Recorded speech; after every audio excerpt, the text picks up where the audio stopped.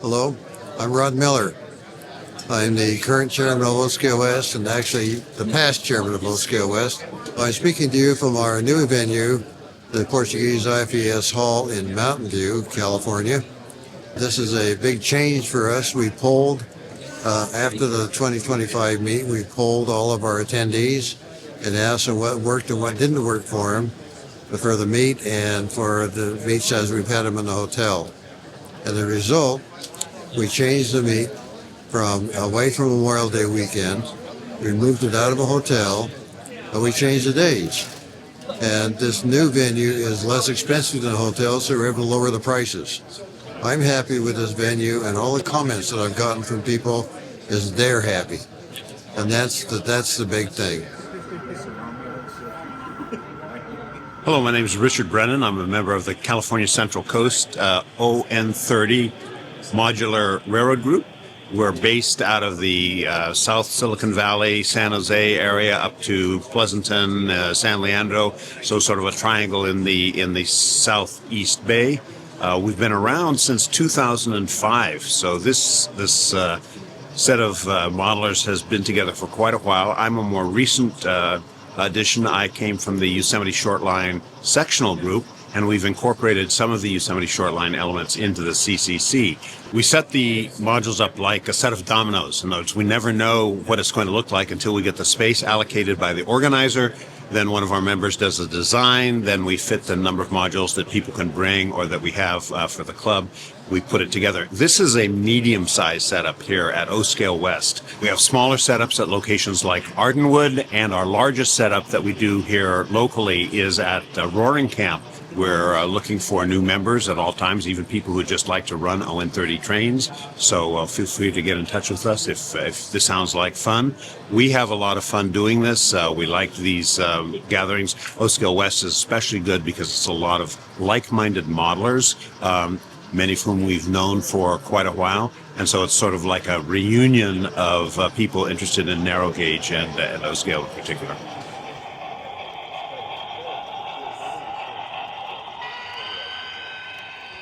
My name is Bo Liljeberg, and I'm the model contest chairman for O-Scale West, and just wanted to introduce you a little bit about the way the contest works here.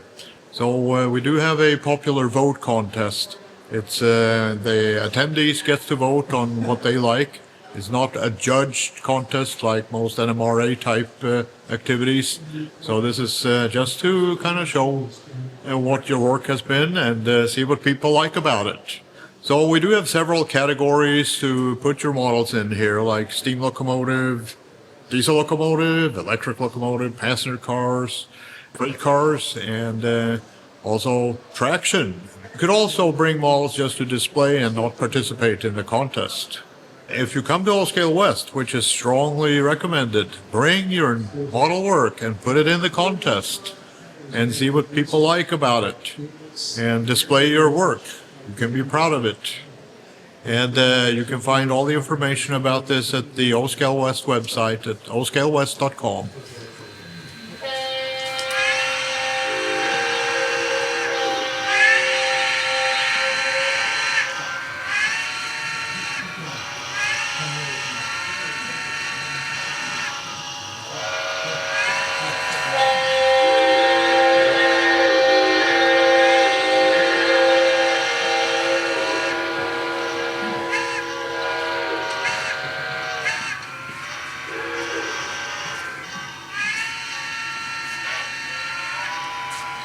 All right, thank you all very much. In memory of Bob Brown.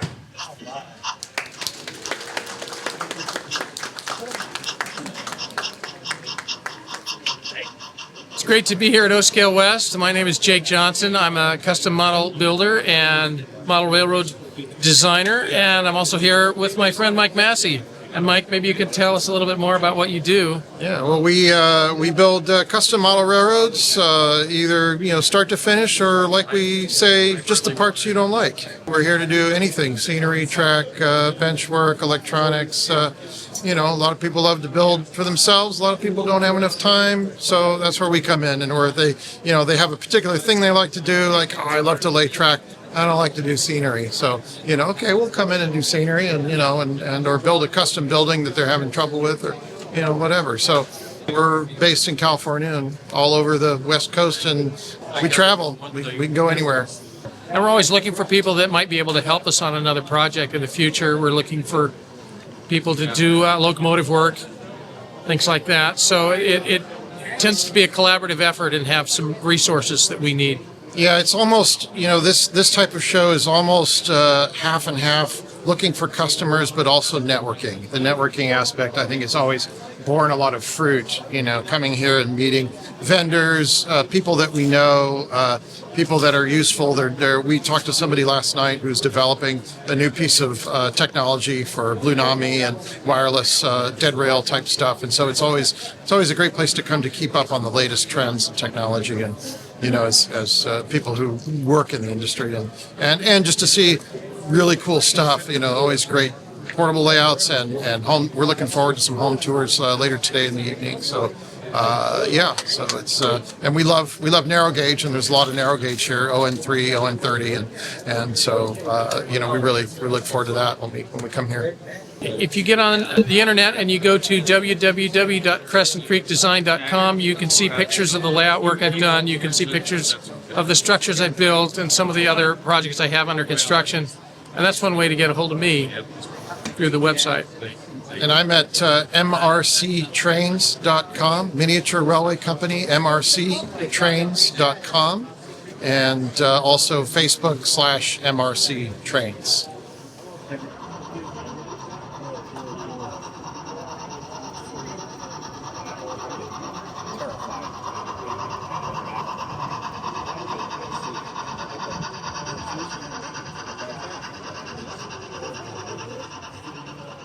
I'm Dwayne Ericson from Medford, Oregon.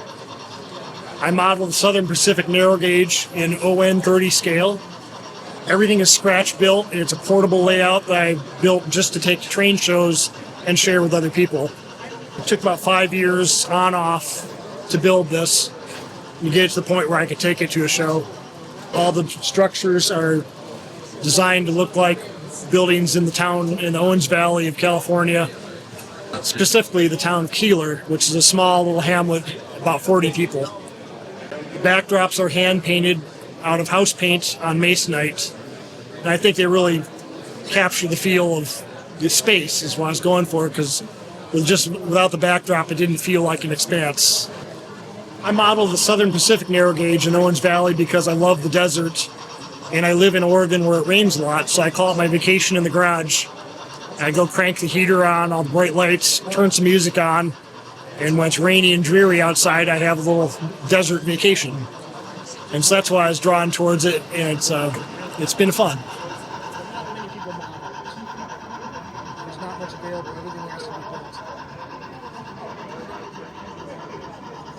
Hi, this is Phil Edome. I'm part of the California Central Coast Modular Group. Seeing some photos. One of the things we like to do is have things that engage the public, and this is an example of a little push button that says push this button to hear the gas station sound. So Sydney's going to go ahead and push the button, and you can hear the sound there. And Sydney, do you know what that second part of the sound, that kind of ding ding is? I do, because I remember these in action. So it's a bell that when a car runs over, it signals the bell, and it lets the attendant know that there's someone out wants to get their car gassed up. And so when the public comes and pushes the button, that's the question I ask of a parent, and a lot of times they remember, sometimes they don't. And I say, so what happened when you pushed that button? Do you remember? And what they generally say is, well, they came out and they pumped your gas. And they also checked the oil. And they also checked the water. And they also checked the air in your tires, and they washed your windshield. And of course, it's interesting to think about, because it's an interesting thing to think about our society, how things have changed. Do people do that for you today, Sydney? No. No, they don't. They don't do that any longer. Yes. And you think about it, what two things does that tell you about dramatic change in the last 50 years? The first thing is that cars in 1955 absolutely sucked. Because the reality is you had to check the oil because they burned a quart of oil every time you did between oil changes. So you had to check the oil to see if it was down low. You had to check the water because there was just a hose to the ground. And if the water overheated, it ran out of the radiator and eventually the radiator overflowed. They had to check the air in your tires because they were tube tires. They lost air. And by the way, they had to wash your windshield because there were no windshield washers, just windshield wipers to spread the bugs around. So cars today are profoundly different. And of course, what's the other thing it tells you? Because people don't do that for you today. People used to get paid to do that job. Where did those jobs go? Did they go to Mexico or did they go to China? The reality is what happened was people started doing self-service. There were 2 gas stations and you could pay 5 cents more for full service or 5 cents less for self-service. And we all voted with our feet to go do a self-service. So those jobs didn't go away to automation or to China or Mexico. They went away through self-service. Because what happened, things people used to do and get paid to do, we now do ourselves. By the way, they used to build furniture in Michigan and North Carolina. Now people go and buy knockdown furniture at IKEA and assemble themselves at home. So it's one of the things I think is interesting is not just to engage people to see something, but also to help them think about how things have changed and how different our society is today than it was 50, 70 years ago.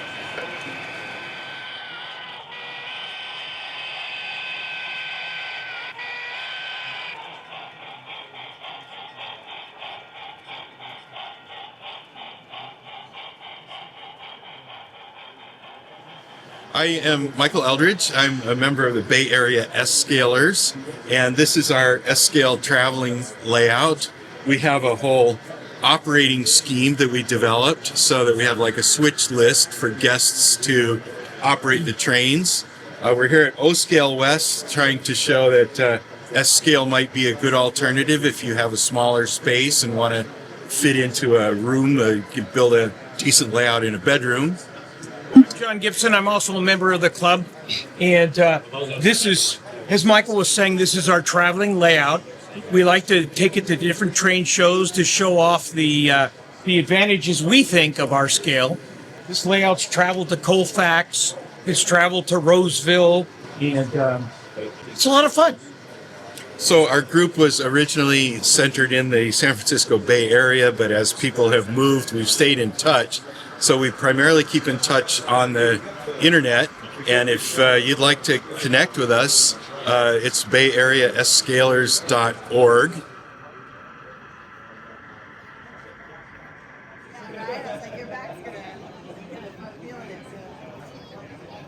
So after the show, we will poll all of our attendees and ask them what they thought, what suggestions they have, see what changes we need to make.